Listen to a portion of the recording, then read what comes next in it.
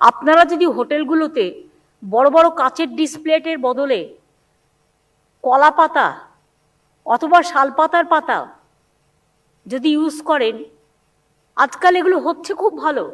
এমনকি কচুপানা দিয়ে যেগুলো পুকুরে ওয়েস্ট হয়, কচুপানা দিয়ে পাতা করে, থালা করে, বাটি করে।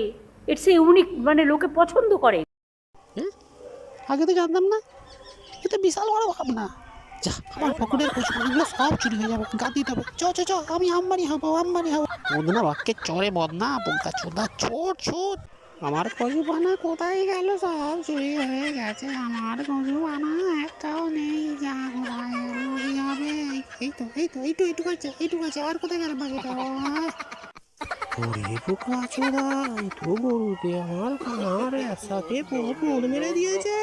যা, সব বেশ, কি হবে এবার? গরুর দুধ খেলে খালি শরীর সুস্থ হয়, পুষ্ট হয় নয়, সুস্থ হয়, রোগ প্রতিষেধক ক্ষমতা পাই আমরা আমাদের দেশি গরুর দুধ থেকে। ভারতীয় গরুর বৈশিষ্ট্য হচ্ছে তার দুধের মধ্যে সোনার ভাগ থাকে, সেই জন্য দুধের রং একটু হলদে হয়।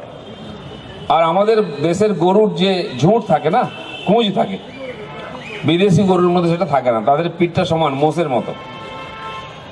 সেজন্য ওই গরুর যে কুঁজ থাকে, কুঁজের মধ্যে একটা নাড়ি থাকে, স্বর্ণ নাড়ি বলে। সেখানে সূর্যের আলো পড়লে সেখান থেকে সোনা তৈরি হয়, তাই গরুর দুধ হলদে হয়, সোনালি হয়।